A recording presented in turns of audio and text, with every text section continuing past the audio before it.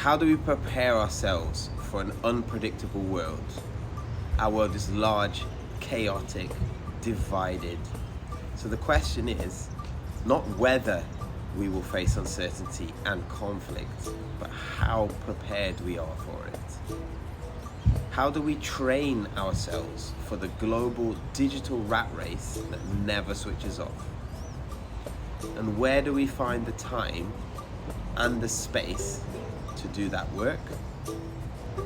Well, when most of us got our first smartphone, or when the generation before us got their first computer, we were willing to spend hours learning new skills just to use it. We were curious, patient, excited. All of this just to access what was inside. This is the same experience we all had as children.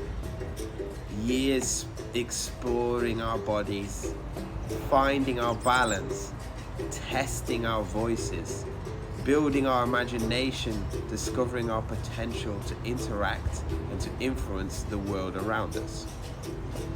And those who manage to preserve that childhood curiosity don't find themselves growing old. They just keep growing. But at some point, somewhere along the way, we were all educated out of curiosity and into specialist functions. We've all been born with many tools, but society rewards only the most predictable, profitable ones that can produce sellable goods and services repeatedly. The rest, creativity, self-expression, physical intelligence, somatic intelligence, proprioception and self-awareness, are left unused. And unused human capacities don't disappear, they rust. In modern society, arriving first in the race is celebrated more than the skills and lessons learned through training for the marathon. We praise the top 3, even when every participant has improved. Even if the entire group is healthier, stronger, and more capable than before, we reward outcomes and not transformation and growth.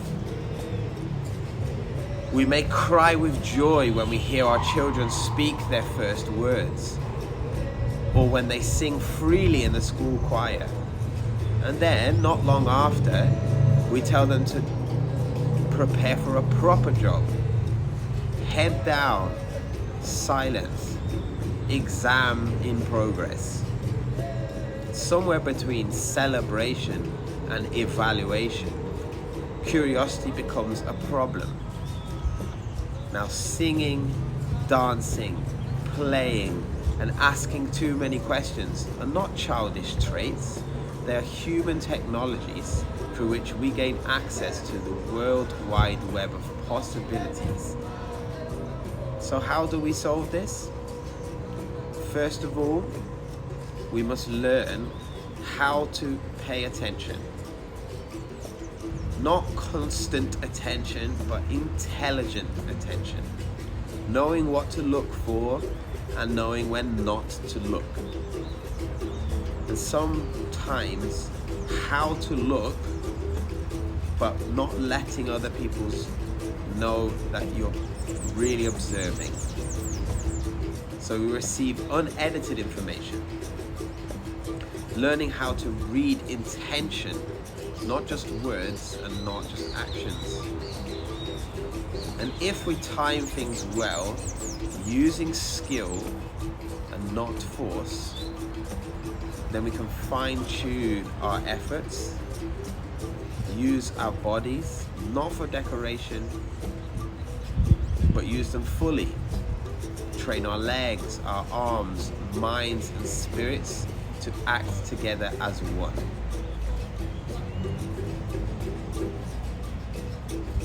We must train also resilience and restraint. Not every conflict should be faced. Sometimes we advance, sometimes we escape. Sometimes we wait, sometimes we leave. Mastering when to fight and mastering when to flee.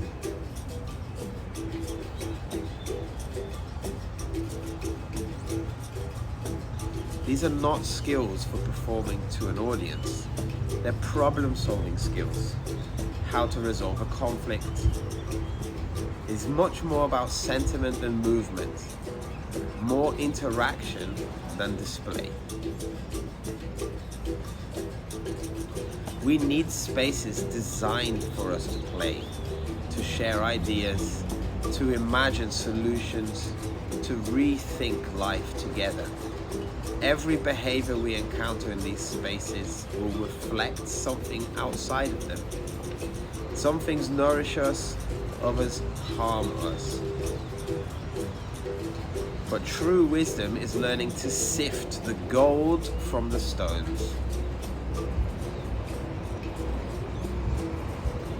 In the game of Capoeira, you must play and move while consistently looking at your opponent. But in the game of Capoeira, sometimes you need to look at them sideways. And sometimes, in certain moments, you need to stop seeing your opponent or pretend not to see them so that they believe it. And then you will be freer to act. In the game of Capoeira, you must ginga, dance and use your own expressions, so that you confuse your opponent with the movements of your legs, your arms, your head, everything. And all of this symbolism must be taken outside of the harder. What does this mean? It means looking without being noticed, looking through the corner of your eyes, not directly, but sideways. If in the harder you think before you strike, then outside the harder you must also do so. Think about how should I respond? Should I respond in the way I feel like responding in that moment or not?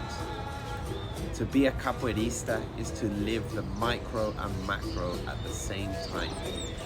Any situation you cannot face, learn from or resolve in the harder, you will struggle to be able to survive in the wider world. Learning requires consistency, sensitivity, guidance, finding your personal path and resolution, then practicing it till it's perfect and ready to use whenever you need it. And when the game fails and you fall, we return to the foot of the berimbau, we rethink the strategy and we play again. Capoeira has immense cultural capital, but all culture is not pure. It's alive, evolving, mixed, hybrid. Capoeira cannot be separated from its music, ritual, history, and resistance, and especially not from the people who developed it. Their voices echo through the music of Capoeira, resonating mostly inside the berimbau. Cultural value is not claimed, it's practice.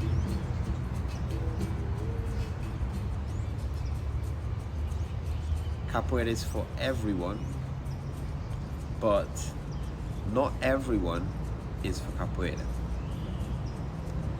The game is available to all, but each person must decide what relationship they have with it. Capoeira does not teach us how to win. It teaches us how to remain human inside our daily struggles in this ever complicated global digital world. Ashe.